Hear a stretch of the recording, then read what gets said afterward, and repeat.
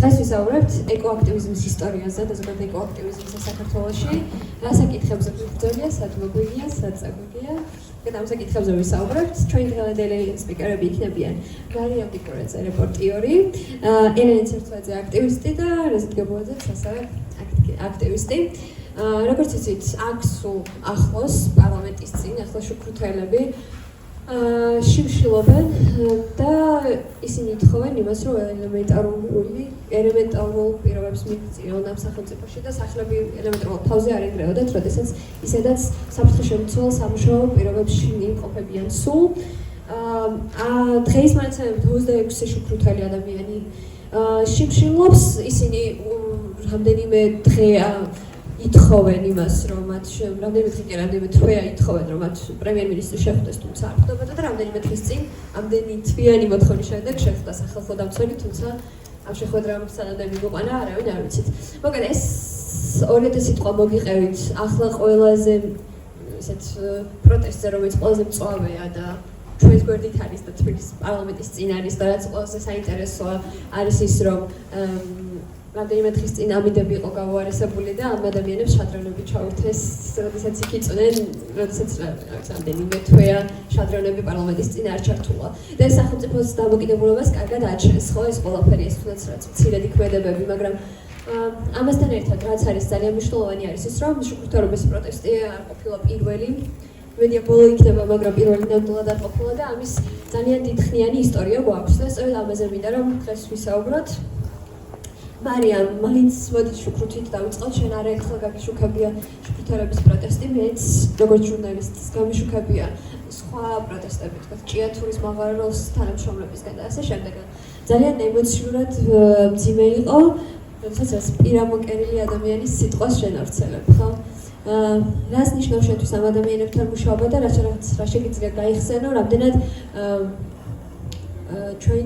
რამდენად სხვა რეალობა არის მათთვის, რაც შეიძლება ესე თბილისგან არ ჩამდეს. მადლობა. უკეთ ჭიათურას ვობედად უყურებ 2009 წლიდან და ძალიან თქვა რომ თქ ბევრი რამე არ იცვლება. აი უამრავ რაღაცაზე თემაზე მუშაობ ეს არის ვთქვათ მშრომელების უფლებები, ეკოლოგიური რაღაც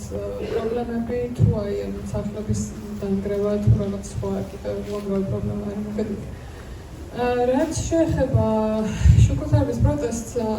ძალიან ბევრი კითხვა არის ხოლმე ამ პროტესტთან დაკავშირებით, ჩვენთვის ძალიან ცალსახად არის, რომ ეს ადამიანები ჩაგულები არიან და ხანდახან მიგვის ხოლმე რანაირად არ ჩანს ის, რომ ეს ადამიანები არიან მსხვერპლი და არიან ინვესტორის მსხვერპლი, ასე ვთქვათ. ჭიათურაზე სულ ვამბობ, რომ ეს ქალაქი არის კომპანიის ქალაქი. ანუ კომპანია, ეხლა დღეს რაღაც ჭიათურა მენეჯმენტ კომპანიაზე გადავიდა თითქოს პასუხისმგებლობა, მაგრამ მანამდე ჯორჯია მაგარიზი იყო.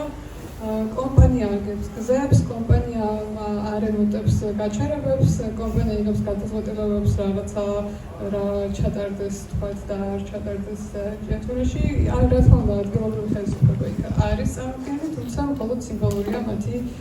წარმოქმნება იქ. შუქრუთზე როცა ვაპარაკობთ, ყოველთვის ანუ აი კითხვა არის ხოლმე, რომ რატო 5 წელია ეს პროტესტი მიდის, რატო 5 წელი და არა ვთქვათ 30 წელი, ხო? პირველი რაც ბევრმა ჯერ კიდევ ისევ არ იცის, არის ის, რომ 2017 წელს, როდესაც დაჯარიმდა ჯორჯია მაგარეზი გარემოსთვის მიტანებული ზიანის გამო, დაიკისრა მილიონობით, ასობით მილიონი ლარი ჯარიმა, რომელიც არ გადაიხადეს და საერთოდ დანიშნა ეწოდებული სახელმწიფო მმართველი, რომელზეც უნდა გადაეჭრა გარემოზე მიტანებული ზიანის პრობლემები. თუმცა სანაცვლოდ რაც მოხდა, დაიწყო კომპანიამ ეგრეთ წოდებული ვახტური წესით მოპოვება მარგანეცის, რაც ნიშნავს იმას, რომ ანუ ძალიან მარტივად რომ ავხსნა,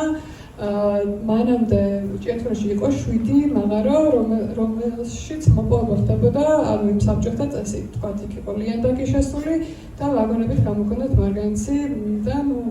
შედარებით უსაფრთხო იყო, იმიტომ რომ იყოფოდნენ ამ ძველ ტრადიციულ წესებს, რაც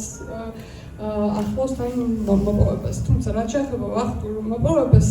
გაიხსნა უამრავი გვირაბი, მარტო შუქრუთის ქვეშ არის 13 გვირაბი, როგორც შუქრუთელები ამბობენ, მე პირადად სადაც რა გვირაბი მოს გადაღებული დროინით და ნანახი მოგჩემ თვალით. აქ არ არის ლიანდაგები და არაფერი, ეს არის გვირაბი, სადაც ტრაქტორები შედიან და აფეთქების და ბობოთის სამუშაოების შედეგად მოიპოვებენ 24 საათის განმავლობაში მარგარიტს და რო დაელაპარაკოთ შუქრუთელებს, ისინი გეტყვიან, რომ 2017-18 წლები არის ეს პერიოდი, როდესაც მათ პირველად დაიწყეს საფეთქების ხმების გაგონება ღამე. და ამ პერიოდში დაიწყო, აი შენიშნეს, რომ გაჩნდა ბზარები მოსახლეებზე, უკვე ერთი-ორი სახე დაინგრა, ხო და მაქიდან მოყოლებული სადღაც 2019-ში დაიწყო პირველი პროტესტი და მსვლელობები, რომ რაღაცა მოაბარგებული ყოფილიყო კომპანიასთან. თუმცა, რა თქმა უნდა, არ ვიცი, დაახლოებით 2022 წლამდე, ანუ მას შემდეგ რაც პირს ამკერვა იყო და ერთი თვე პროტესტი მიდიოდა, ანუ ერთი თვის განმავლობაში ქონდათ პროტესტი შუქრუთელებს, პირამოკლები იყვნენ ერთი თვის განმავლობაში, ჩამოვიდნენ აქ და ამერიკის ლაჩოსთან გამოსვლის პროტესტი, იმიტომ რომ არ ჰქონდათ იმედი, რომ სახელმწიფო ჩართებოდა და მართლებიც იყვნენ, იმიტომ რომ არ ჭერია. მოლაპარაკებები მოხდა პირდაპირ ესე ვთქვათ კომპანიასთან და მეერე გაკეთდა ერთი განცხადება პატარა, ნათეთი მოვთქვა, რომ აი კომპანიამ თვითონ მოაგვარაო. და ამის მერე რაღაც ხელშეკრულება რასაც მოეწერა და ამის გეტყვით, რომ იქ რამდენიმე დათქმა იყო, რომ სამხაროების ექსპერტიზა უნდა ჩასულიყო, შეეფასებინა ამეთი ქონებები და მერე იმის მიხედვით 6 თვეში ერთხელ უნდა გადამეწყვეტინა რამე ახალი ზიანი თუ შეიქმნა და იმის მიხედვით მოხდარიყო კომპენსაცია. ზუსტად ერთ წლის თავზე სოფელ ითხვიში ერთ დღეს ჩაინგრა 20 სახლი, მეტი ცოტა მეტი. და ამ შემთხვევაში იმდენად დიდი იყო ეს გრევის და შედეგი იმდენად მძიმე იყო, რომ ამ შემთხვევაში სახელმწიფო ჩაერია და რაღაც კომისია შექმნეს, რომელმაც ესე ვთქვათ გადაავალო თვალი ამ ითხვისის სოფელს და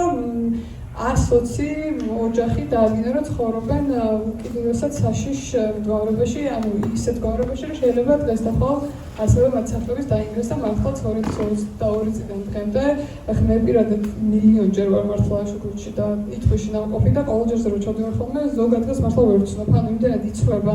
რაღაცა ადგილი, რაც ვაკე იყო, შეიძლება დაგხვდეს, რომ ხევია და სადაც მივლია და მიმშავია, იმ ადგილას უბრალოდ ხევია და შეიძლება ვეღარ გაიარო, მოკლედ იმდენად სწრაფად იცვლება სიტუაცია. და სახელმწიფოს ჩართულობა რა ითქვის შემთხვევაში ის მოიტანა, რომ უბრალოდ პროცესი გაჭიანურდა,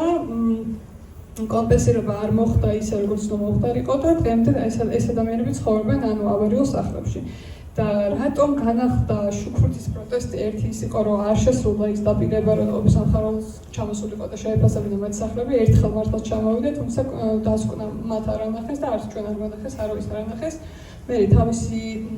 ვიღაც სხვა კომპანია მოიყვანეს, რომელიც რაღაც ცოტა მოსახლეობის თქმით სამართლოდ აფასებდა მათ სახლებს, მაგრამ თავარი რაც მოხდა წლის დასაწყისში შუქრუთში სოფლის გასწვრივ დაახლოებით 2 კილომეტრიან მონაკოთზე გაჩნდა უზარმაზარი ნაპრალი, ზუსტად ისეთი მაღაროს ფორმის, როგორც იყო ითხვიში. ითხვიში უკვე ძალიან ჩავარდნილია დაჯდა იქ მიწა, თუმცა შუქრუთში ჯერ კიდევ ალბათ ერთმეზე არის ჩაწეული და რაღაც სახლები იქაც ასევე დაინგრა და მოსახლეობას ისე გაუჩნდა შიში, რომ ეხლა შეიძლება დავინგრეთ და რა ხდება, ანუ არ მიდის პროცესი ისე როგორც უნდა წასულიყო და მაგიტომ განახლდა ეს პროტესტი და ხო, ანუ ამ შემთხვევაში სახელმწიფო ისევ არ ჩარეულა, თქვენ ცოტა რიცხვი იყო არ სწორი 5-6 ადამიანი შიმშილობს, დაახლოებით 40 ადამიანი არის პროტესტში, შუქრუთში არის 280 მოსახლე, თუმცა ბევრი მათგანი უკვე წასულია, მათ შორის იყო ერთი ოჯახი, რომელიც 20-21-ში პირამოკერილი იყო ცოლ-ქმარი და მათი სახლი ისე დაინგრა, რომ საერთოდ აკარგეს იმედი, რომ მათ რამეს მიცემენ და წავიდნენ და ნაკირავებში ცხოვრობენ. ერთი მამაკაცი საერთოდ ტიპოთი გარდაიცვალა და ისე გარდაიცვალა, რომ მისი არ ერისა მოკლედ მის სახლს ანაზღაურება და ასე შემდეგ.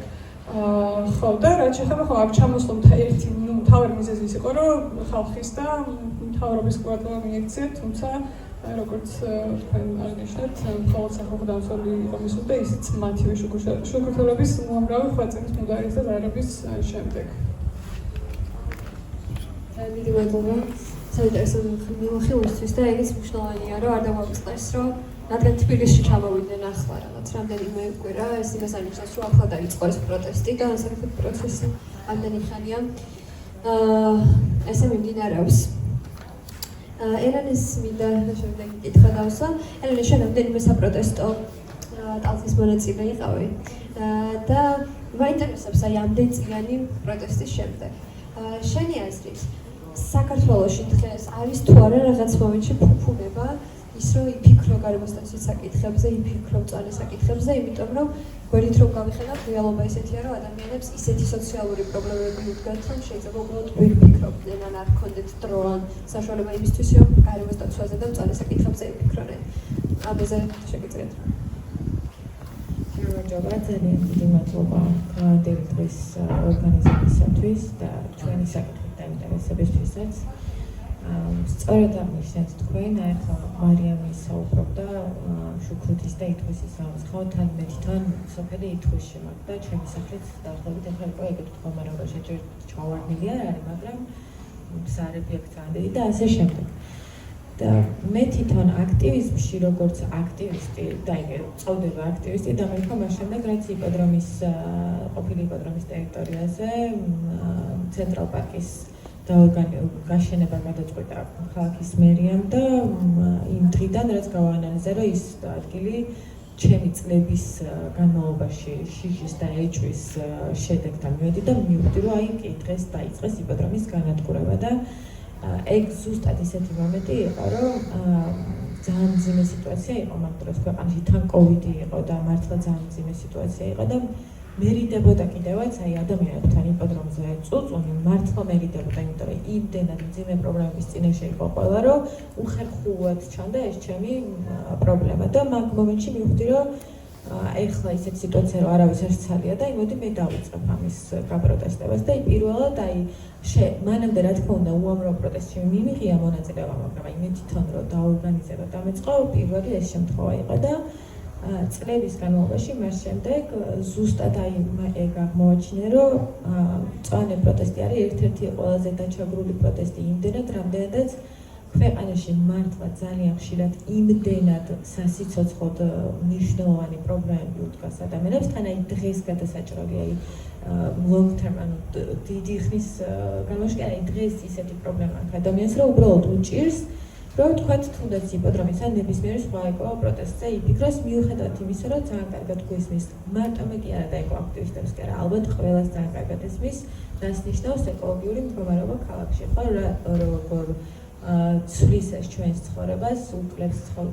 ხარისხს ცხოვრების, ეხება ჩვენს ჯანმრთელობას, ჩვენს მენტალობას, ფიზიკურ ჯანმრთელობას, ყველაფერს ეხება. მაგრამ მიუხედავად ამისა, ძალიან ხშირად ძალიან რთულია, რომ იყო მომართული და იფიქრო ეკოაქტივიზმზე და მწვანე აქტივიზმზე. მე თვითონაც უამრავჯერ ყოფილა, რომ აი თქვა აქცია რაღაც ღონისძიება გქონია დაგეგმილი და გამიუქმებია, იმიტომ რომ აი თქვა იგივე შარშარო ჩამოვიდნენ ჭიარის შუქრუთიდან შიმშილობა რომ დაიწყეს, მაგ დღეს ჩვენც გქონდა აქცია მერესა, მაგრამ ფაქტიურად შეუძლებელი იყო, იმიტომ რომ შენ თვითონაც მე თავის დაუნებურად გინდა რომ იმ ადამიანებს გვერდში დავდგე, ხო მით უმეტეს თუ აქტიურად ხარ ჩართული ამ საქმეში და განწუხებს სხვადასხვა პრობლემები, ძალიან რთულია, რომ ხშირად სხვის ყურადღება მოითხოვო შენსკენ, რა რომ აი ეკოაქტივიზმ დაუთმეთ დრო, იმიტომ რომ თქვენ გვერდზე შეიძლება ვიღაც ბავშვი შიოდეს და გეუხერხულება ხოლმე, მაგრამ რაღაცნაირად მაინც სხვათა შორის მაინც ვახერხებთ და რაც უფრო ღრმად შევედი მე ამ საკითხში და რაც უფრო მეტი ადამიანი გავიცანი, კიდევ უფრო გაკვირვებული დავჭი, რამდენი ადამიანი ახერხებს მიუხედავად ამ პრობლემებისა, ეკოაქტივიზმზე ფიქრს და ამაზე მუდმივად მუშაობას, გაპროტესტებას და ასე შემდეგ. დროთა განმავლობაში მე ჩვენი დისკუსიის მონაწილეები უნდა ყოფილიყვნენ, დღეს ეს დავეღარ მოახერხეს, თქვა იგივე არის დირმეშტაბის პრობლემა, იგივე გავიგუდეთ გავიგუდეს და ეკოცენტრის აქტივისტი და სხვადასხვა აქტივისტები შევხვდი, რომლებიც ან გაოცებული ვიყავი მე თვითონ რამდენ ენერგიას, რესურსს და დროს დებენ ამ საკითხზე მუშაობაში. რომ ვთქვა, რომ სახელმწიფო ვისმეს თქო, ხომ არავინ არ დაიჯერებთ ახლა, ანუ არავის არ უსმენს და რაღა ეკოაქტივისტებს მოგვისმენს, რა თქმა უნდა და პრინციპში ჩვენი პროტესტიც ძალიან რთულ გზებზე დადის ხოლმე, იმიტომ რომ აი მიუხედავად იმისა, რომ შეიძლება ვერ ვახერხებდეთ რაღაც ძალიან დიდ და ხმაურიან პროტესტს, მაგის მიუხედავად სახელმწიფოს დამოკიდებულება ძალიან ხშირად არის ზუსტად იგივენაირად მტრული, როგორც სხვა დანარჩენი აქტივისტების იქნება თუ აქტიური მოქალაქეების მიმართ და უამრავი პრობლემის წინაშე დამდგარი ეს ადამიანები როგორ ცდილობენ რომ რაღაცნაირად ეს თავისი პრობლემა გაახმაურონ სხვების ხმო ყურამდეც მიიტანონ და ნაბიჯ წინ წავიდეთ. თუმცა სამწუხაროდ ჩემი პირადად ჩემი პროტესტის კვალ ვერ ვიტყვი რომ რამე წინ წავიყვანეთ თქო, იმიტომ რომ აი მიუხედავად აი 4 წლიანი პროტესტისა, ქუჩაში პროტესტისა, სხვადასხვა ღონისძიებების სახელით და სასამართლოში დავის მიუხედავად წლიდან წლამდე იპოდრომის მდგომარეობა არის უარესი და გაუარესებული და ახლა ბოლოდროინდელი მოვლენებით ზაფხულში ტერიტორიის ნაწილი, ტყის ნაწილი იყიდა სოფხაკაძის ვისოულ გრუპმა და მას შემდეგ რაც აი ტყის ნაწილში, რომელიც არის საბურთალოს განაშენიანებაში ალბათ ერთადერთი ოაზისად შემორჩენილი ნაგლეჯი, სადაც შეიძლება რომ ადამიანმა დაისვენოს, ბავშვი გაასეირნოს, შინაური ცხოველი გაასეირნოს, იუარჯიშოს და ასე შემდეგ. მათ ტყის ნაცვლად ეხლა გვეუბნებიან რომ რაღაც 6 საათამდეის დღე უნდა შემოგთავაზონ. ამიტომ სამწუხარო არის ჩემთვის ძალიან სამწუხარო არის რომ არ შემიძლია რომ დღეს თქვა რომ აი ჩვენმა პროტესტმა ეს და ეს დადებითი შედეგი მოიტანა მაგრამ აი თან ძალიან ეს ვარდისფერი სათვალითაც არ ვიყურები რა თქმა უნდა და არ უნდა მინდეს ეგონოს რა ხა მგონია რომ ჰოპ და რაღაც მოხდა მაგრამ ანუ ალბათ ეგ არის რა რომ იმედი არის რაც დღემდე მაგის ძალას მაძლევს რა რომ აი არ გავჩერდ და ხანდახან რაღაცები გავაკეთო და თქვა გქონდეს იმის იმედი რომ ხვალ კიდევ და ეხლა კიდე ახალი საერთაშორისო შეგვაქვს სასამართლოში მიუხედავად იმისა რომ ჩვენი წინასარჩელები სასაცილო იყო როგორც სასამართლო მიუდგა ამ ყველაფერს რა მაგრამ იმედი მაქვს რომ რაღაცები წინ წავა. მადლობა ძალიან დიდი. რეზი შეთაგან მოვინაცვლებ. ჩვენ ვისაუბრეთ იმაზე, რომ რაღაც სოციალური მდგომარეობა ადამიანების შეიძლება ხელს უშლიდეს იმას, რომ რაღაც ეკოპროტესტში ჩავერთოთ. მაგრამ სოციალურ პრობლემებთან ერთად ქვეყნის პოლიტიკური მდგომარეობაც ხო ყოველდღიურად ქვეყანაში ისეთი პოლიტიკური პროტესტები არის ხოლმე, რომ არავის შეიძლება ესეთ რო არ დარჩეს იმისთვის, რომ ეკოლოგიურ საკითხებზე იფიქროს. მაინტერესებს, აი ახალგაზრდა ხარ თავადაც და შენ თაობაზე მინდა რომ ვკითხო. მთელ ამ პროცესში, როდესაც მაგალითად რუსული კანონის აქციების დროს ჯენზი წამყვანი ძალა და გამოხანგრძლივებელი ამ პროცესის როგორ ხედავ ეკოაქტივიზმთანაც ისეთი დამოკიდებულება აქვს ამ ახალგაზრდებს და რამდენად წარმოგიდგენია რომ რაღაც მსგავსი მასშტაბის აქციები გაიმართოს ეკოლოგიურ საკითხებზე საქართველოში როგორც თქვა რუსულ კანონთან დაკავშირებით. სალამი, პირველ რიგში მადლობა მოწვევისთვის და დიახ, ესე იგი ჯენზი მართლა წამყვანი ძალა იყო ამ თვითონ აქციებში და გეთანხმებით იმაში რომ ჯენზის აქვს საშუალება და აქვს იმის რესურსი რომ მსგავსი ტიპის აქციებით ისე რომ ვთქვათ მსგავსი ტიპის აქციები ჩაატაროს ეკომიმართულებითაც და კლიმატის მიმართულებითაც. კლიმატის აქტივისტი გახლავართ და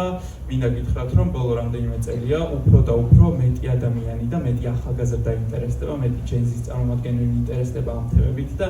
უფრო მეტის და მეტის გაგება სურთ აი ამ თემებთან დაკავშირებით. ამას ნუ რა თქმა უნდა უწყობს არაფორმალური განათლება მნიშვნელოვან ხელს, იმიტომ რომ ფორმალური განათლება ფიზიკურად არ არის მორგებული იმაზე რომ თანამედროვე კლიმატის ცვლილების საკითხები გააცნოს ბავშვებს და ახალგაზრდებს. და შესაბამისად აი ეს მიმდევლობა უკვე არის ძალიან თვალსაჩინო განსაკუთრებით ჯენზიში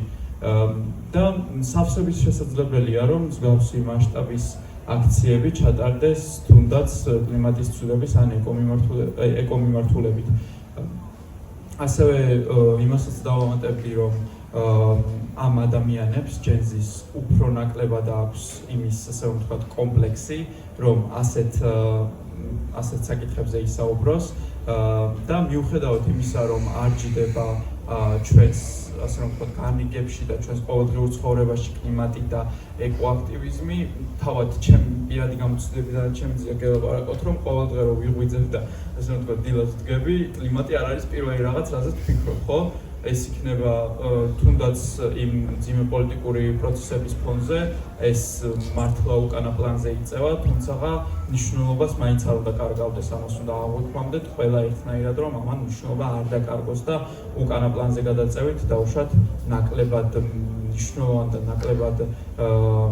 ცხელ, ასე რომ ვთქვათ, პრობლემად არ ჩაითვალოს. და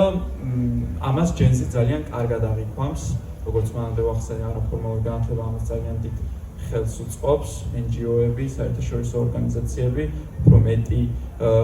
მეტი და მეტი ჩდება, ვინც გარემოზე და კლიმატზე იწყებს საუბარს და ამ მხრივ პროგრესი ჩანს. შენ თვითონ თავად რა იყო რაც გარდატეხი მოვლენა უახლოეს საქართველოს ისტორიაში, რამაც გადაგაწყვეტინა, რომ ეკოაქტივისტები გახდარიყავი?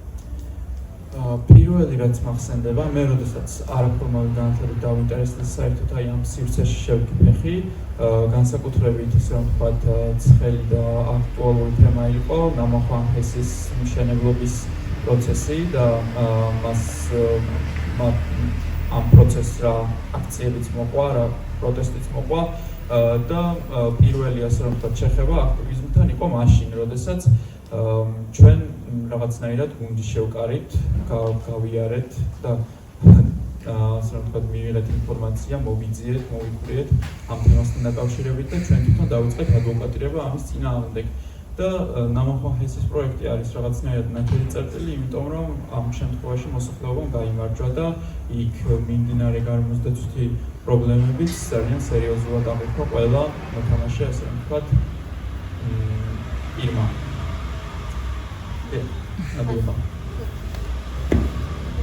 მე შენთან დავბრუნდები. როდესაც საუბრობდით იმაზე, რომ ქვეყანაში რაღაც პოლიტიკური მოვლენები არის, სოციალური პრობლემები არის, ცხადია მედია ყოველთვის ამ ყველაფერს პასუხობს, ანუ რაც ქვეყანაში ხდება, იმას აშუქებს მედიაც, მაგრამ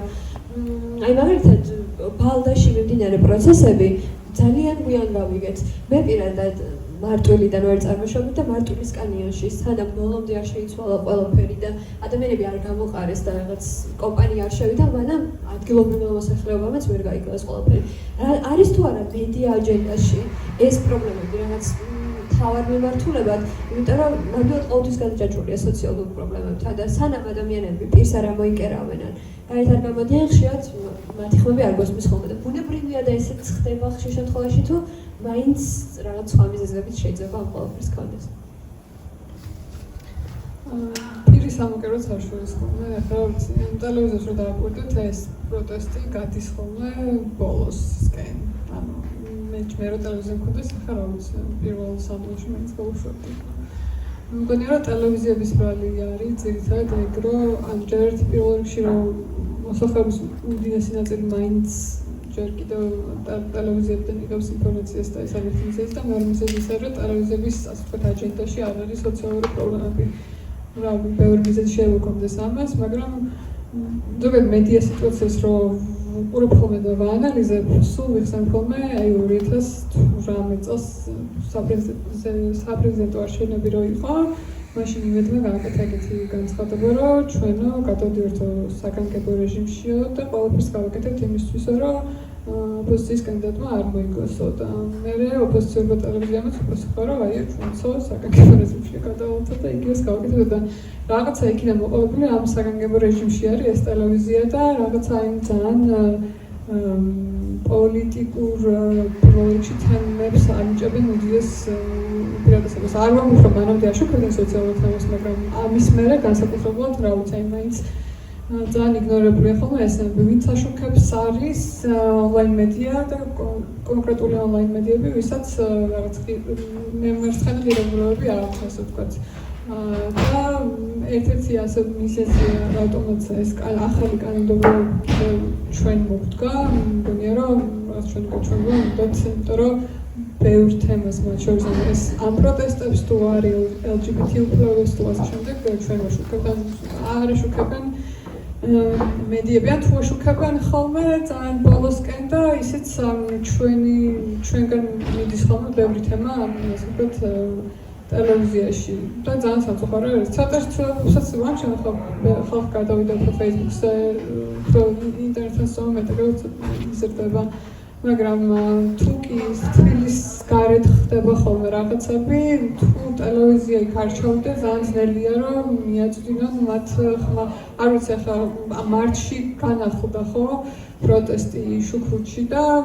მართლა თბილისში ჩამოსვლამდე რა ვიცი რამდენჯერმე აი პირის ამოკერების დღეს ავიდნენ და გააშუქეს კი იქ, მაგრამ თითქმის არ ეთანოდა იხაც საშუქდება, ვერ ვიტყვი რომ ისე შუქდება როგორც შუქდება. მედიასთან ერთად ჩვენ სახელმწიფოს როლზეც ვისაუბრეთ, შუქურთელებს რომ დაუბრუნდეთ ისე თქვენს ახსენეთ და მაინტერესებს ზოგადად გასაგებია რომ ძალიან მნიშვნელოვანია შეიძლება ფინანსურად სახელმწიფოსთვის, მაგრამ კიდევ რა ინტერესი შეიძლება სახელმწიფოსთვის იდგეს, თუნდაც ჯორჯიან მარგანესის მხარეს, ხო რომ სახელმწიფო შეუძლია რომ გაწიროს მთელი რეგიონი, მათი მოსახლეობა, მათი მომავალი, ანუ სარგებელს რას იღებს, ანუ მეორე მხარეს რა არის კორუფციული სქემების მიღმა, კიდე რას ხედავთ თქვენ, რა შეიძლება იყოს ამისთვის? ну პირველ რიგში კორუფციული სქემები არის და ის არის რომ ჯორჯიან მარგანეზე ერთ-ერთი დიდი კომპანია არის, რომელიც მუდმივად წირავს ხელისუფლებას ფულს, ხო? და by default როგორ არის რა მოგეთ ინვესტორების გაქცევა და ამის შიში ყოველთვის იყო სააკაშვილის დროსაც და ეხაც არის და რაღაცა ინვესტორი ყოველთვის მოიაზრება ხოლმე რომ აი ეს არის მთავარი და პირველ რიგში ანუ რო დავაკვირდეთ ეხლა რა განცხადებაც გააკეთა მთავრობამ მას შემდეგ რაც ჩამოვიდნენ თბილისში ხო ერთ-ერთში სიტყვით იმეორებს კომპანიის პოზიციას და მე მგონია რომ ბოთ ჭირდებათ კი პოლიტიკურად ჭირდებათ, ფინანსურად ჭირდებათ და ეგ შიში აქვს რომ ეხლა ეს ინვესტორი რო წავიდეს. ეგერთი და მეორეც არ უნდათ რომ პრეცედენტი შეიქმნას, იმიტომ რომ ეს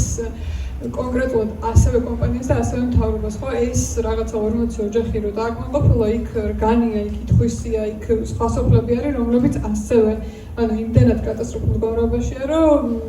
როგორც მოსახლეები ამბობენ, შუქრუთით შეიძლება რამდენიმე წელიწადში აღარ იყოს და მათ განსახილველი მოუწიოთ და სხვებიც მოითხოვენ. ეს რო დააკმაყოფილოს, სხვებიც მოითხოვენ და ანუ ამისი რა ქვია, ხარჯის გაწევა და ეს არ უნდათ. და ეხლა საარჩევნო რა ქვია, ქართული ოცნების საარჩევნო კამპანიას რო დავაკვირდეთ,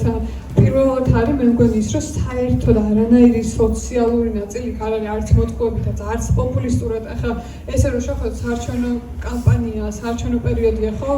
თავისუფლად შეიძლება ეს პროტესტი გამოიყენო საარჩევნებისთვის და თქვა რომ დააკმაყოფილო და აი ჩვენ ამას ვაკეთებთ. მაგრამ არა, საარჩევნო თავარი დაპირება რაც საქართველოს თემას აქვს, ეს არის სამი რაღაცა, ნაკლები LGBT პროპაგანდა, მეტი ეკლესია და არა ომი. ეს არის სულ, ანუ ადრე იყო ხოლმე რომ რაღაცა სოციალურ პირდაპირობრივი დაზღვევა იყო თუ რა იყო, საერთოდ არანაირი სოციალური თემატიკაზე არ არის მათ შორის ლაპარაკი. ხო, ეს ძალიან მნიშვნელოვანი არის, იმიტომ რომ რაღაც ამაზე დაუცილებლად გვინდა რომ ვისაუბროთ კიდევ, რომ არცეთ არჩევნებზე და განსაკუთრებით ისეთ მნიშვნელოვან არჩევნებზე, რომელიც ეხლა 26 ოქტომბერს მოდის, ეკოლოგიური საკითხები, რომელიც შეიძლება სოციალურ საკითხებადაც მოვიაზროთ ამ შემთხვევაში. არასდროს არ ხდება საარჩევნო კამპანიებში არცეთ პარტიის მხრიდან ფაქტობრივად თუ არ არიან მწვანეები, ან კონკრეტულად ეს მიმართულება არ აქვს აღებული, ხო? რატომ არასდროს არავინ არ დაინტერესდა იმაზე, რომ მოდი რაღაც კონკრეტული პოლიტიკა შევიმუშაოთ, ხო? რაღაცა ჩვენი პარტიას ქონდეს რაღაც კონკრეტული მიმართულება. ზოგადად არაფერთან დაკავშირებით არ აქვს პოლიტიკოსებს და პარტიებს მიმართულება თუ კონკრეტულად ამ საკითხზე არ არის სურთ რომ იქ. აი წერან რაზეც ვისაუბრეთ, რა თვითონ პრობლემები იმდენად ბევრი და მძაფრი არის ქვეყანაში, რომ ანუ არა ობიექტურად არ ვაფრთხ, ანუ ამას ჩემი გულიდან წამოსულ სიტყვას არ ვაფრთხ, მაგრამ მათი ხედვიდან როგორც ხვდები, არ არის მომგებიანი, იმიტომ რომ თუ მოსახლეობის უმრავლესობას უჭირს და არ აქვს იმის დრო, რომ იფიქროს ეკო პრობლემებზე, მაშინ ჩემი დაპირება იქნება თუ შეთავაზება იქნება თუ რაც იქნება, არ იქნება იმდენად მომგებიანი, რომ ამომრჩეველი მომიპოვო ჩემი გამოსვლებით თუ ასე შემდეგ. რამდენიც თქვა სხვა სოციალურ საკითხებზე იქნება თუ ეკონომიკურ თუ სხვა საკითხებზე რომ გავაკეთო, ალბათ ესე ვფიქრობენ რა, მე ესე მგონია. აქვე აი წერან თქვენ რაზეც საუბრობთ მედია აჯენდაზე, აი ჩემი გადმოსახედიდან როგორც აქტივისტის გადმოსახედიდან როგორ ჩანს ეგ ყველაფერი რა, ანუ ძალიან ხშირად, ჯერ მართლა რაღაცა სცენის დადგმა გიწევს, რომ მოხდე მედია ყურადღების ქვეშ. ჩვენ ძირითადად უფრო ონლაინ მედიები გვიტყვიან ხოლმე დროს და სიმართლე რომ გითხრათ მე თვითონ ძალიან მხარია ხოლმე, როცა ონლაინ მედია არის, თქვათ აი ან ინტერვიუზე მიდიო ან რაღაც სიუჟეტი უნდა გაკეთდეს, იმიტომ რომ ბევრად უფრო ზუსტად გადმოსცემენ ისინი ჩვენ სათქმელს, ვიდრე თქვათ აი დიდი ტელევიზიები, როდესაც ინტერესდებიან. იმიტომ რომ ძალიან ხშირად ყოფილა, რომ მithქობია, რომ ანუ არა ეს არ არის ჩვენი გასაფრთხოდ რაღაც საკითხზე ელაპარაკობენ და ამ მხარეს არ ვაპროტესტებთ, ეს პირიქით ჩვენთვის სასარგებლო არის. და აი ამას ვაპროტესტებთ, მაგრამ ანუ მათ აჯენდაში მათთვის ეს უფრო მომგებიანი არის და მაინც ისე აშუქებენ ხოლმე, ამიტომ ჩვენგან ეკოლს ეგრე ჩანს რა, რომ მედიებს ჯერ ვერ ვაინტერესებთ და თუ დავაინტერესებთ, სულ შიშით ვუყურებ მე იმ სიუჟეტებს, იმიტომ რომ ძალიან ხშირად შეიძლება ჩემთვის პირიქით წამგებიანი რაღაც გაჟღერდეს ხოლმე.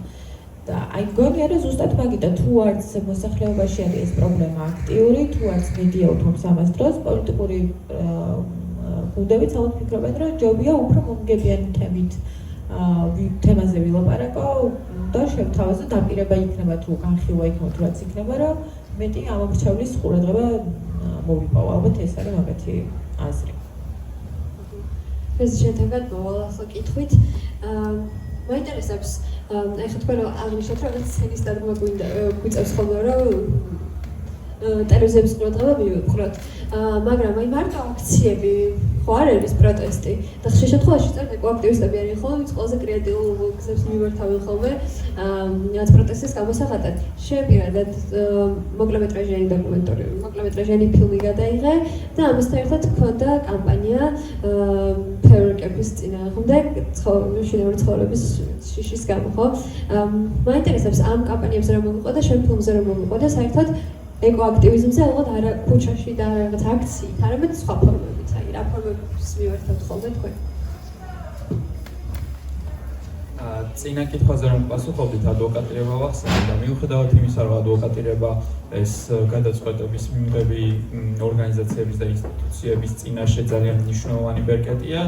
არის კამპანიების დაგეგმვაც, რომელიც არანაკლებ მნიშვნელოვანი და ჩემი აზრით უფრო რთულია, იმიტომ რომ კამპანია ითვალისწინებს ადამიანების და ზოგადად საზოგადოების აზრის შეცვლას რაღაცასთან დაკავშირებით და ეს უფრო რთული პროცესია, ვიდრე ერთჯერადად რაღაც კანონის ჩასწორება ან კანონის მიღება, ახალი წესის დანერგვა ან რაღაც მსგავსი ოფიციალური დოკუმენტაციის შეცვლა. ამიტომ კამპანიების დაგეგმვის დროს აუცილებელია გავითვალისწინოთ ის თუ რა აინტერესებს ხალხს და რა არის ეგრეთ წოდებულად ავტორიტეტული ხალხის წინაშე, ანუ სხვა სიტყვებით რომ ვთქვათ, ვინ არის ინფლუენსერი მათთვის. და ახალგაზრდებში ეს ძალიან მნიშვნელოვანია, ძალიან მნიშვნელოვანი წერტილია, იმიტომ რომ ახალგაზრდებისთვის შეიძლება ინფლუენსერი არ იყოს ვიღაც თანამშრომელი, მიუხედავად იმისა, რომ მათთვის არის ხოლმე, როგორც წინაზე ვისაუბრეთ, ძალიან ინტერესიანები არიან. და ამ კამპანიების დაგეგმვისასაც ვითვალისწინებდით იმას, რომ სკოლის მოსწავლისთვის მთავარი, ასე რომ ვთქვათ, მაგალითის მიცემი უნდა იყოს სკოლის მოსწავლე თავისთავად. და ამის გამო ვფიქრობ, რომ ჩვენი კამპანიები, რაც მე ჩემს ორგანიზაციასთან ერთად დამიგეგმავს, ძალიან წარმატებული აღმოჩნდა, იმიტომ რომ ახალგაზრდები ზუსტად ისინი, ვისაც აქამდე არ აინტერესებდა ეს თემა, ძალიან ასე რომ ვთქვათ, შეძრულები იყვნენ და ამ თემით უფრო დაინტერესებულები და მით უმეტეს თავიანთი ცხოვრების წესის შეცვლაც სცადეს. აი ესეთი პატარ-პატარა კამპანიებით, როგორიც არის ფეიერვერკების წინააღმდეგ, განსაკუთრებით ახალი წლის პერიოდში რესურსების, ეს იქნება ენერგო რესურსი თვითონ სახლში, ან წყლის რესურსის გამოსწორების და სწორად ასე რომ ვთქვათ, მოხმარების კამპანიები, ესენი ძალიან მნიშვნელოვანია, რადგან თითოეული ჩვენგანის პატარ-პატარა ნაბიჯებით ჩვენ უფრო რაღაც დიდი ბიზნესკენ მივიწევთ. ჩვენ თითოეულ ჩვენგანს აქტივისტებს ჩვენ არ შეგვიძლია მაგალითად 2030 წლისთვის ემისიების 50%-ით შემცირება, ეს უკვე სახელმწიფოს მიზანი არის და ეს არის უკვე კერძო სექტორის და ასე შემდეგ და ასე შემდეგ მათი მიზანი, თუმცა აი ასე ახალგაზრდების აქტიური ჩართულობით ჩვენ შეგვიძლია ადამიანის ცხოვრების წესი შევცვალოთ და ადამიანებს ემოციურად დაუკავშირდეთ და არა იმით, რომ აი რამდენი პროცენტით შემცირდება და რა ციფრებია ახლა და ეს უკვე ნაკლებად მნიშვნელოვანი განსაკუთრებით ახალგაზრდებს ციფრები ნაკლებად უფრო ემოციები და გრძნობები აკავშირებს. და აი კრეატიულობაც ახსენეთ, ფოტო კონკურსები, ეს იქნება ესეების კონკურსები, რაც საერთოდ კრეატიულობას მოითხოვს ახალგაზრდების თვითონ უფრო მეტ ინტერესს და უფრო მეტ გამოხმაურებას იმსახურებს ხოლმე ნებისმიერი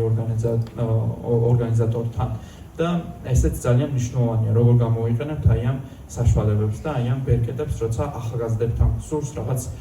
კავშირის დამყარება, ხო? და ფილმიც სწორედ აი ამ ემოციების, ასე რომ ვთქვათ, კარგად გამოყენებას ემსახურება. მე როდესაც ამ ფილმზე დავიწყე ფიქრი, გაეროსთან, ასე რომ ვთქვათ, თანამშრომლობით მოხდა ესეც და გაეროც აქტიურად არის ახალგაზრდების ჩართვაში, ახალგაზრდების გადაწყვეტილებების მიღების ჩართვაში და იქ ასეთი რაღაც გავაკეთეთ, რომ ეს არ გვინდოდა რაღაცა კლასიკური დოკუმენტური ფილმის სახით ყოფილიყო და უფრო ემოციური და უშუალოდ აი ახალგაზრდებისკენ მიმართული ყოფილიყო და ამით, როდესაც კონკრეტულად აიღებ რაღაც ჯგუფს, უფრო მარტივია შენს დასახულ მიზნამდე მარტივად მიხვიდე. და ეს ფილმი სწორედ იმას ემსახურება, რომ აი თავიდანვე ლექსიდან ავიღეთ ინსპირაცია, რომელიც კლიმატს და გარემოს ეხებოდა და გვინდოდა რაღაცნაირად პრობლემის სიმწვავეც წარმოგვეჩინა იმ 5 წუთში, ძალიან რთულია, მაგრამ ემოციების გამოყენებით და გრძნობების გამოყენებით ძალიან, ესე რომ ვთქვათ, უფრო მარტივდება ეს პროცესი, აი როგორ ეშინია თვითონ კონკრეტულ ადამიანს აი ამ პროცესების,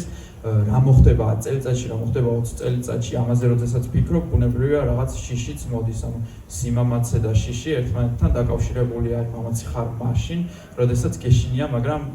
გინდა რაღაც ნაბიჯის გადადგმა და ესეც რაღაცნაირად წარმოვაჩინეთ აქ და ბოლოს კარგ ტონზე ვასრულებთ, რა თქმა უნდა, იმედიც გვაქვს და რაღაც პესიმისტები არა ვართ ამ მხრივ და ეს იყო საერთოდ ფილმის იდეა და ვფიქრობ, რომ რაღაცნაირად კარგადაც განვახორციელებთ. და ბოლოსკენ რო წავიდეთ, ხშირ შემთხვევაში მე ჟურნალისტობის დროს ხშირად ყოფილა, რომ რაც რამდენიმე თვის წლის შემდეგ დაბრუნებოვანი იმ ადგილ, სადაც მიმუშავია და სადაც პროტესტი იყო გაჩაღებული და მე ისი დამარცხებულები რომ მინახავს, რაც ის დანგრევას რო ეწინააღმდეგებოდნენ ადამიანები და შემე ის დანგრეული მინახავს, უკეთ ძალიან ემოციურად ძალიან რთული იყო და ეკოაქტივიზმში მით უმეტეს განსაკუთრებით დედაქალაქში ეგ ალბათ ყველაზე მნიშვნელოვანია, იმიტომ რომ ხედავ როგორ ქრება ადგილები, ხედავ როგორ ჩნდება შუა ქალაქში ერთ პანორამები, წარმოუდგენელი ხო, ანუ ამ ყველაფერს ფიზიკურად ხედავ და ეჩვევი და რამდენად რთულია ამ რაღაც რეალობაში, როდესაც ბევრი დამარცხება გაქვს გამოვლილი და ძალიან ცოტა გამარჯვება, მაინც მომართული იყო იმისკენ, რომ რაღაცები შეცვალა და ფრუსტრაცია რამდენად ჩამოდის ამ პროცესში. როდესაც ყველაფერი ძალიან ნათელია რა, როდესაც ქალაქში სეი. ეხლა მაშინ წუწუნი უნდა დავიწყო. ძალიან რთული არის, მართლა ძალიან რთული არის და არ მინდა რომ წუწუნად მიიღეს ვინმე და არც ისიც არ მინდა რომ ვინმე ფრუსტრაცია განიცადოს, მაგით და ითქვათ რაღაც ნაბიჯის გადადგმაზე უარი თქვას მაგის გამო, მაგრამ თან მგონია რომ მნიშვნელოვანი არის რომ ადამიანს ვინც დააპირებს თქვათ აი ამ ნაბიჯის გადადგმას რომ ეხლა სადღაც რაღაცა საბრძოლო დაიწყოს, ეგ კონდეს გაანალიზებული რომ მართლა ძალიან თუ პროცესთან გიწევს შეჯახება, იმიტომ რომ ჩემ შემთხვევაში აი ემოციურად სრულიად გამოფიტული ვყოფ ვარ ძალიან ბევრჯერ, უამრავჯერ რაღაც დეპრესიული მოგდის რაღაც ტალღები და აი მართლა ძალიან რთული არის თან ამ ყველაფერს ემეტება ისიც რომ როგორც აღნიშნე სახელმწიფოსგან მუდმივად ხარ ტერორი თუ ესე რაღაც აქტიური ტერორის არა, ანუ სულ ვიცი მაგალითად მე რომ ერთი სუსის აგენტი არის, რომელსაც უკვე წლების განმავლობაში დაუმეგობრდი, იმიტომ რომ დამყვება სულ და ანუ კი თითქოს აი ვცდილობ რომ არაფერი რა, ახლა იპოდრომზე რომ მივიდივარ, ვიცი უკვე სად რომელი ბუჩქის უკან არის და ასე შემდეგ, მაგრამ ეს შენზე ახდენს მაინც ძალიან გავლენას, რაც უამრავი შეტყობინებები პორნოგრაფიული შინაარსის, რომ აი ესე გიზავ, ისე გიზავთ, დედა ჩემს მისდის ხოლმე, რომ აი შენ შულს ესე უზავ და რაღაცები და კი ვცდილობ რომ ამას არ მივაქციო ყურადღება და სხვებსაც ვეუბნები რომ არის, მაგრამ მაინც არ თვლებს ეს ყველაფერი და თან ამას ემატება ისიც, რომ აი როგორც ახლა ცეცხლ ვისაუბრეთ, რადგანაც რთულია ამ ეკოაქტივიზმში ყურადღების დიდი რაოდენობის ყურადღების მოზიდვა, ძალიან ბევრის გაცემა გიწევს, ძალიან ბევრი ენერგიის და ემოციის დახარჯვა გიწევს და შეიძლება გაჭირდეს იმის უკან მიღება, ანუ ვთქვათ, ძალიან დიდი რესურსი შეიძლება დახარჯა, მაგრამ ვერ მოახერხო იმ ხელა აუდიტორიის მობილიზება, ვთქვათ, რამდენიც ენერგია გაეცი და ეს ძალიან ართულებს, მაგრამ მეორე მხარე იქ არის, რომ ახლა როგორც საუბრობდით, გარდა აი ქუჩაში უბრალოდ პროტესტისა, ძალიან ხშირად ვაკეთებთ ეგეთ სხვადასხვა შინაარსის ღონისძიებებს, პიკნიკებს, ღია თემის ჩვენებებს, ბავშვებისთვის რაღაც ტყის ბინადრების ტურებს და ესეთ რაღაცებს, რომ სხვა ადამიანებსაც უფრო მეტი ემოციური კავშირი გაუჩნდეთ იმ ადგილებთან მიმართებაში, რასაც ვის დაცვასაც ვცდილობთ და ჩვენ თვითონაც არ დაგვავიწყეს ხოლმე რატო დავიწყე ეს ბრძოლა რა, იმიტომ რომ ყოფილა რომ ანუ მიფიქრია მართლა უწყლოდ გეუბნებით რომ აი ეხა ნეტა იყო ჩასხმული იყოს ეს ბეტონი და მე დავისვენოთ რაღაც ეგეთ, იმიტომ რომ ძალიან ხშირად ყოფილა მართლა რომ აი სრულიად განადგურებული ვარ, მაგრამ აი ეგ რაღაცები ძალიან მეხმარება ხოლმე რომ აი მე მეორე შაბათს თქვათ რომ ბავშვებისთვის უნდა მოვასწყო წეში ტური რომ წავიყვანო და რაღაც ცხოველებისთვის სახლები მოვაწყობინე და ასე შემდეგ მახსენებს ხოლმე და მაძლიერებს მე თვითონ რომ აი ამიტომ ვიცავ ამ ადგილს რა აი ეხლა დაღლილი კი ვარ მაგრამ უნდა ავდგე და წავიდე და რაღაც გავაკეთო და რთული პროცესი არის მაგრამ არც ისეთი რომ მაგის გამო ადამიანმა უარი თქვა რაღაც ისეთის ბრძოლას ძალიან დიდი მადლობა ეს ტრაგედია თუ იმოქმედა თქვათ თუ ამავდა ცნობიერება და მნიშვნელობა ეკოაქტივიზმის მიმართ თუ ამავლა ტრაგედიამ და თუ ჩაერთო თქვათ მეტი ადამიანი, იმიტომ რომ შოვის ტრაგედია უბრალოდ იმდენ ადამიანზე გავიდა, იმდენად ნათლად დაანახა თქვათ ხალხს, რა შეიძლება დაუდგეს დღესვე და არა რაღაც გაურკვეველ მომავალში, რომ თუ იმოქმედა და თუ დაინტერესდა მეტი ადამიანი უბრალოდ ეკოაქტივიზმი.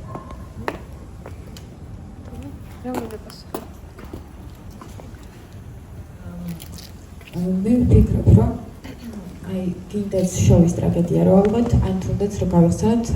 13 ივნისის ამბავი ხო თბილისში რაც მოხდა და მე მაგალითად ვერ ვახერხებ ეხლა წაიგონებაში რომ მივხვდე როგორ შეიძლება მაგ ამბის მერე თუნდაც იმ ხევში ისეთი მასიური მშენებლობები მიმდინარეობდეს როგორც ბოლო წლებში ვუყურებთ ანუ ერთდროულად აი ცოტა ამბივალენტური ისინი მაქვს რა შეგრძნებები და ფიქრები იმიტომ რომ ერთდროულად ვიცით რომ აი ესეთი რაღაც მოხდა მაგრამ მეორე მხარეს ხედავთ რომ ვიღაც ადამიანი მზად არის რომ იგივე ხახაში შეყოს თავი და შოვის ტრაგედიის მერეც ახლა რაც რა მივიღეთ ხო რომ იქვე ახალ რაღაც განაშენიანებას აკეთებენ მეორე ძალიან სახიფათო ხეობაში რომელიც უკვე ვიცით რომ არის საშიშროების შემცველი მაგრამ მაინც აკეთებენ და სახელმწიფოს მხრიდან მივიღეთ ეკლესია ხო დაპირებად რომ აი ჩვენო მან დავაშენებთო ახლა ეკლესიასო ცოტა რთულია ახლა იმიტომ რომ კვლევა ესეთი არ ჩამიტარებია მაგაზე რომ ზუსტად თქვა აი ვიზე რა გავლენა იმოქმედა მაგრამ იმედი მაქვს რომ უფრო მეტ ადამიანს მიწვდა იმიტომ რომ მართლა ძალიან მძიმე ტრაგედია იყო ძალიან უცნაური და სწრაფად მოხდა და მართლა ბევრი ადამიანი გაუბედურდა მაგრამ მე მგონია რომ ესეთმა რაღაცებმა რომ საბოლოოდ მნიშვნელოვანი შედეგი მიიღოს სახელმწიფო ძალიან კარგ პოლიტიკას უნდა მიყვებოდეს მაგ მიმართულებით და ჩვენ სამწუხაროდ პირიქით ვართ ხო ანუ სახელმწიფო ამას არათუ წინ წევს ამ პრობლემას აი მართლა ეგრე ისაა რომ აი თქვენ ახლა ეკლესიას აგიშენებთ სამაგერად ამიტომ აი მასობრივად რომ ამან მიიღოს გამოიღოს შედეგი მგონია რომ ძალიან ერთობლივი უნდა იყოს ეს მუშაობა და რადგან ერთობლივი არ არის და მართლა რამდენიმე აქტივისტის და ჯგუფების მასე არის ეს პასუხისმგებლობა რთულია რომ ის შედეგი მივიღოთ, რასაც წესით ახლა მეც და თქვენც უნდა ველოდებოდეთ ალბათ. შოვის ტრაგედიამ საერთოდ ძალიან ბევრ ადამიანზე იმოქმედა და ძალიან ბევრმა ადამიანმა გადაწყვიტა თავისი მომავალი საქმიანობა, ასე რომ ვთქვათ, შეეცვალა. ჯენზიზე ვსაუბრობდა იმ სკოლის მოსწავლეებზე თუ გინდათ ან სტუდენტებზე, რომლებმაც მიზნად დაისახეს, რომ ეკოლოგია და კლიმატის ცვლილება თავიანთ საქმიანობებში ჩაერთოთ. ეს იქნებოდა ოფიციალურად, როგორც ასეთი სწავლის გაგრძელება გეოლოგიის, ეკოლოგიის, ჰიდროლოგიის მიმართულებით თუ არაოფიციალურად და არაფორმალურად, უბრალოდ ძალიან ცუდად თქვი ეს სიტყვა აქტივიზმის ხერხით. მაგრამ აქ უფრო დიდ პრობლემაზე გავდივართ, იმიტომ რომ ის თვითონ შოვის ტრაგედია იმდენად კომპლექსური მოვლენა იყო იქ და განსაკუთრებით პროფესიონალების დეფიციტი ძალიან კაფიოდ და ძალიან ტრაგიკულად გამოაჩინა ამ ტრაგედიამ, იმიტომ რომ თუნდაც ეს ჩამოთვლილი მიმართულებები ავიღოთ არ გვაქვს ჩვენ ისეთი მყარი საგანმანათლებლო სისტემა საქართველოში უმაღლესი განათლების მიმართულებით, რომ ამდენი პროფესიონალი ყავდეს და პროფესიონალები შეედრებოდნენ და კონკურენციას უწევდნენ უცხოელ პროფესიონალებს. და მე მქონია შეხვედრები თუნდაც წითელი ჯვრის წარმომადგენლებთან, რომლებიც ამბობენ, რომ ქართველი პროფესიონალის და გერმანელი პროფესიონალის გეოლოგის დადებული შედეგები ერთმანეთს არ ემთხვევა, როდესაც ქართველმა მოაჩინა 5, ასე რომ ვთქვათ, რისკი, გერმანელმა დაგვიდო 105. და ეს ძალიან მნიშვნელოვანია და ამ მხრივაც ვფიქრობ, რომ რაღაცნაირად გააქტიურდა ხალხი, რომ უფრო და უფრო მეტი აბარებს აი ესეთ დეფიციტურ იმებზე, რა ქვია, მიმართულებებზე, უფრო და უფრო მეტი ვფიქრობ, რომ აი ეს პროფესიები უფრო ყურადღება უნდა მიექცეს ამათ და ვფიქრობ, აი საგანმანათლებლო სისტემაშიც რომ ცვლილებები იყოს და ისეთი მიმართულებები დაემატოს, როგორც არის მეტეოროლოგია, რომელიც ჩვენ საერთოდ არ გვაქვს. მე ჩვენი ქართული მეტეოროლოგები თვითონ სამსახურში იღებენ ამის შესახებ განათლებას, წინა პლანზე წამოიწიოს. კიდევ ერთი კითხვა იყო. პირველ რიგში ძალიან დიდი მადლობა ყველაფრისთვის, რასაც აკეთებთ. უბრალოდ შეკითხვა მექნებოდა ესეთი თქვენთან. შესაძლებელი არის თუ არა, თქვათ, რომ ამ საკითხის მიმართ ნაკლებ სენსიტიურობაში ჩვენი გრანულობაც იყოს, რომ კარგად ვერ ვფიქრობთ ამ საკითხს. ჩვენ თვითონ ხოლმე ვაცალკევთ ამ საკითხს, ამალითად ზოგადად ამ სოციო-ეკონომიკური უთანასწორობისგან აცილებს ზარდი ტენდენცია გვაქვს ჩვენს ქვეყანაში. ხო, შეფუთელები არის უბრალოდ აი რასაც უყურებთ შედეგი და ეს მართლა იყო კონკრეტული ადამიანების პრობლემა. ცოტა სისტემურად რო შევხედოთ და შევხედოთ არის ძირი კითხვა ამ საკითხს, ხო? სადაც ნებისმიერ შემთხვევაში არ ვიცი, ხა რუსჯაეშტაც სამართლებს სახლს და საცხოვრებას და დაანგრევს თუ ხარ ბიზნესმენი, განსხვავება რაში, შედეგის თვალსაზრისით რა განსხვავება არის, ხო? ან ის რომ ხელისუფლება და სახელმწიფო ყოველთვის მოძალადის მხარეს არის. ბიზნესი იქნება ეს, მართლობის ჯარისკაცი იქნება თუ ალტიმის დამორბევი, ყოველთვის სასახად იკავებს მოძალადებას. იქნებ რაღაცნაირად ეს შეფუთვა შევცვალოთ ამ საკითხს. თქვენი მოსაზრება მაინტერესებს, შეცვლის თუ არა ეს დამოკიდებული ამ საკითხს. ეს მეორე მხარე იმხელა რესურსებს, რომ სხვა ინფორმაცია გაავრცელოს და ეხლა შევფუძო ლაპარაკობთ რაღაცა თითქოს მიიქცია ყურადღება და მერე უზარმაზარი ფული ჩაიდო იმაში, რომ გავრცელებული იყო ეს რაღაცა გადარიცხვის ქვითრები და გადარიცხვის ქვითრებმა იმხელა ეს ყავა, რომ აი რაღაცა რიცხვს რო ხედა, რომ აი ფულები აქვს აღებული, მაგის ასე ვთქვათ დაჩერენჯება მერე ძალიან გაჭირდა, იმიტომ რომ ძალიან ისეთ ძალიან ლიმიტირებული ადამიანი ლაპარაკობს ამაზე და ძალიან ლიმიტირებულად ააშუქოს მედია და არ ყოფნის და არ ვიცი, შეიძლება შეფუთვის მომენტიც არის ის, რომ ეს მართლა მარტო ამ ადამიანს არ ეხება და ყველას ეხება და იქ რომ რაღაც დაინგრევა ის სოფელი, მერე შენი სოფელი შეიძლება შემდეგი იყოს. მაგრამ აი არ ვიცი ეს ემპათიის რაღაცა პრობლემა მე თვითონ ძალიან მიკვირს და ძალიან განვიცდი რატო არ აქვს ამ პროტესტს, თუნდაც ამ პროტესტს ეს მხარდაჭერა. ეხლა მეძე რომ ლაპარაკობთ ბოლოს კითხვას ვფიქრობდი ჩემთვის, რომ არ ვიცი, ვერაფერ პოზიტივს ვერ ვხედავთ კონკრეტულად მაგათად ამ პროტესტში ვხედავ იმას, რომ ეს აფერი დაინგრევა და ეს ხალხი უნდა წავიდეს. იქნება ეს დაუკმაყოფილებენ თუ არ დაუკმაყოფილებენ თავის ფულით მოუწევთ თუ არ მოუწევთ, ფაქტია რომ მოუწევთ. სკოლა დაიხურა ხო სიტყვაზე, ანუ სკოლის დახურა ჩემთვის მაგათად ძალიან დრამატული რაღაცა არის, რომ სკოლა აღარ აქვს, ესე იგი ანუ ერთ-ერთი ნაბიჯია იმისკენ, რომ უკვე უბიძგონ, რომ აი არ გაჩერდა. ხა ძნელია შვილი რომ ყავს და სახლში ყავს და ვერ მიყავს სკოლაში და სხვა სოფელში და ჭიათურაში და რაღაც სხვაგან და წაიყვანა, იქ უკვე რაღაცა გირთულებს საქმეს და ამ დროს არიან ადამიანები, მაგალითად ეს ამირან შეტილაძე, რომელიც ყველაზე მძიმედ არის დღეს სიარული უჭირს თვალს და აკლდა ძალიან დიდი ხანია თქოსაც აღარ იღებს, წყალზე არის მარტო და რო ვკითხოთ რატო შიმშილობს, გეტყვით რომ მისი მშობლების საფლავების გვერდით ჩავარ და მიწა და ეშინია რომ მისი მშობლები გადმოცვიდობიან იმ საფლავებიდან მალე და არ შეუძლია რომ ამას უყუროს და მაგიტო არის იქ რომ ის სახე ფაქტობრივად დანგრეულია და აღარ არსებობს. მე ვერ ხვდები ეს რანაირად არ შეიძლება იყოს მხარდაჭერის მიზეზი. მართლა თქვენსავით მეც ეგეთი კითხვა მაქვს რომ სად არის პრობლემა. ვთვლი რომ კომპლექსურია ეს მედიაში, ანუ კაი მთავრობა არ ლაპარაკობს, მაგრამ ოპოზიცია ხო ყავს რომელიც პირდება რომ აი ჩვენ წავალთ და არჩევნებს მოვიგებთ. ერთი-ორი პარტია მივიდა, მე იქ ვიყავი. ძალიან შევკარგეთ ზედაპირულად დაელაპარაკდა, მე რაღაცა ლაივ ვიდეო ჩაწერეს თუ რაღაც ესეთი და წავიდან მე აღარ გამოჩენა ეს განცხადებული მინახავს მათი არაფერი არ მინახავს მე რომ მათ ადგილას ვიყო ისე თუნდაც პოპულიზმის მხრივ მაინც ავდგებოდი და გამოვიყენებდი ამ თემას მაგრამ საწუხაროდ არავის ასე ვთქვათ აჯენდაში არ არის ეს თემა და ეს თემა გეთანხმებით თქვენ არ შეიძლება ამ ორი თემის განცალკევება, არ შეიძლება გარემოს დაცვა ავიღოთ ცალკე და ადამიანის უფლებები ავიღოთ ცალკე, იმიტომ რომ ეს ორი რამ ერთმანეთს ძალიან მჭიდროდ უკავშირდება და პირველი ზოგადად ინფორმაციის შეფუთვა და მიწოდება, რაზეც ისაუბრეთ,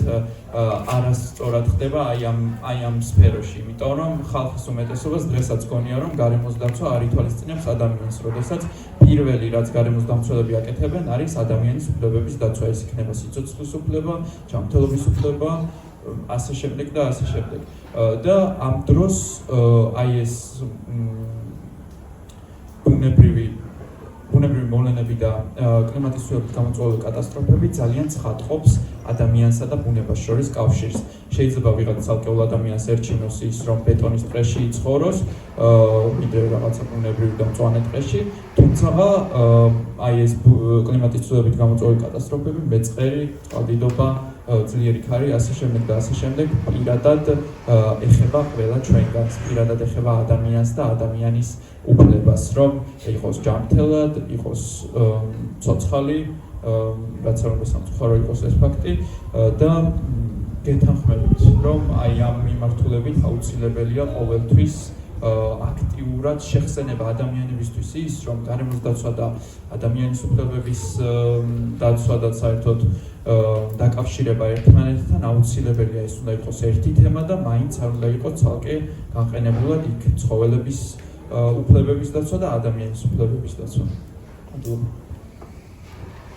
ძალიან დიდი მადლობა ყველას, სპიკერებს პირველ რიგში ამ პანელის და წინა პანელისაც. ამ პროცესში როდესაც ფრუსტრაციაზე ვსაუბრობთ და იმაზე, რომ დიდი ბრძოლები გველოდება წინ, ერთ-ერთი იმედი, რაც ალბათ გრჩება, ეს ერთმანეთია, რომ არავინ არ ვთმობთ იმას, რისთვისაც ვიბრძვით და ყოველთვის ერთმანეთის ბრძოლაც საკუთარ ბრძოლად იქცევა ხოლმე. ძალიან დიდი მადლობა ყველას და რაც გამარჯვებებს გისურვებთ სხვა. ამაზე უკეთესი რა შეიძლება გისურვებთ. მადლობა დიდი.